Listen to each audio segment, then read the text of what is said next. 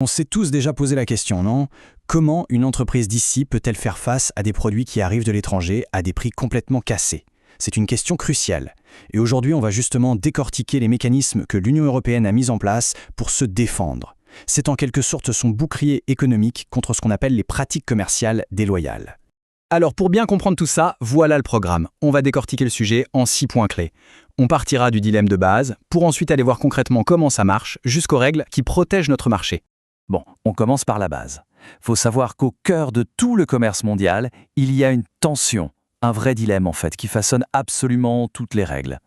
Cette tension, c'est un peu comme un bras de fer permanent entre deux grandes philosophies. D'un côté, le libéralisme et de l'autre, le protectionnisme. D'un côté, on a le camp du libéralisme, souvent défendu par des organisations comme l'OMC, qui dit « moins on a de barrières, mieux l'économie mondiale se porte ». Logique. Mais de l'autre, on a le camp protectionniste, qui répond « attention, si on ne protège pas un minimum nos industries locales, elles risquent de se faire balayer par une concurrence qui, parfois, n'est pas tout à fait loyale ».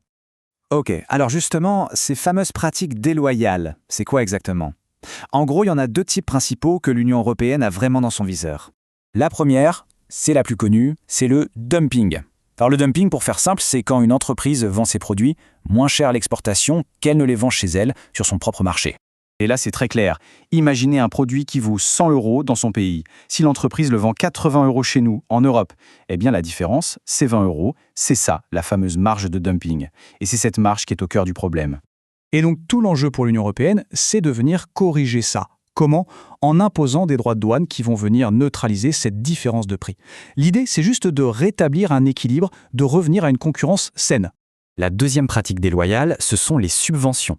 Là, c'est un peu différent. C'est quand un gouvernement donne un coup de pouce financier à ses propres entreprises. Forcément, ça leur donne un avantage énorme, leurs produits deviennent artificiellement moins chers, et hop, la concurrence est faussée sur le marché international. Bon, maintenant qu'on a vu le problème, voyons les solutions. Quelle est la boîte à outils de l'UE pour se défendre contre tout ça? Alors l'arsenal de l'UE se résume en 3 grands outils. D'abord, les mesures anti-dumping, pour contrer le dumping, logique. Ensuite, les mesures anti-subvention, pour les subventions. Et enfin, il y a un troisième outil un peu à part, les mesures de sauvegarde. Celles-là, c'est une sorte de frein d'urgence. On les utilise quand il y a une vague soudaine et massive d'importation qui menace de noyer une industrie. Ça lui donne un peu d'air, le temps de s'adapter. Mais attention, il y a une condition super importante, une règle d'or. Avant de déclencher quoi que ce soit, la Commission doit s'assurer que la mesure ne va pas à l'encontre de l'intérêt général de l'Union. C'est-à-dire qu'elle doit penser aux producteurs, bien sûr, mais aussi aux consommateurs et aux entreprises qui importent ces produits. C'est un vrai casse-tête, un jeu d'équilibriste. Ok, mais concrètement, comment ça se passe? On ne décide pas d'appliquer des droits de douane sur un coup de tête, non. Tout est très encadré, ça suit un processus bien précis. Tout part d'une plainte. Une industrie européenne estime qu'elle subit une concurrence déloyale, elle dépose un dossier. Si la Commission juge que la plainte est recevable, qu'elle tient la route, alors elle lance une enquête. Et là, la machine est lancée. Un avis est publié et des questionnaires très détaillés sont envoyés à toutes les entreprises concernées. Et là, c'est un point clé. La coopération des entreprises étrangères est cruciale. Celles qui décident de ne pas répondre aux questionnaires, elles sont considérées comme non coopératives. Et ça a des conséquences. Souvent, la sanction sera plus élevée pour elles. Pourquoi? Parce que la Commission va devoir se baser sur les faits dont elle dispose, et ces faits ne sont pas forcément en leur faveur. Donc l'enquête est terminée, le dumping ou la subvention est prouvé, l'UE impose des droits de douane. On pourrait croire que l'histoire s'arrête là, mais en fait, pas du tout. C'est souvent là que commence un petit jeu du chat et de la souris. Ces droits de douane, c'est l'importateur européen qui les paie.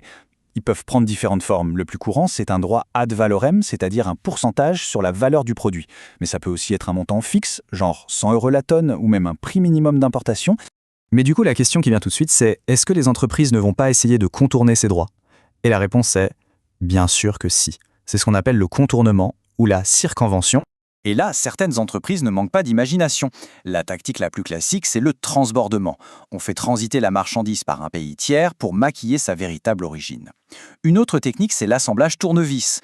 On envoie les pièces détachées dans un pays voisin pour y faire un assemblage final minimaliste, ou alors on modifie un tout petit peu le produit pour qu'il change de catégorie douanière. Malin, mais illégal.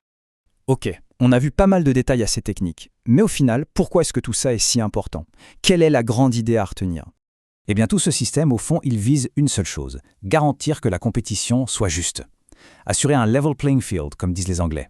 L'objectif, c'est de permettre aux entreprises européennes de se battre à armes égales avec les importations sur leur propre terrain de jeu.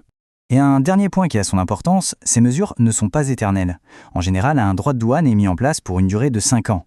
Après ça, il peut être renouvelé, mais seulement si une nouvelle enquête prouve qu'il est encore nécessaire. Et tout ça nous amène à une question de fond.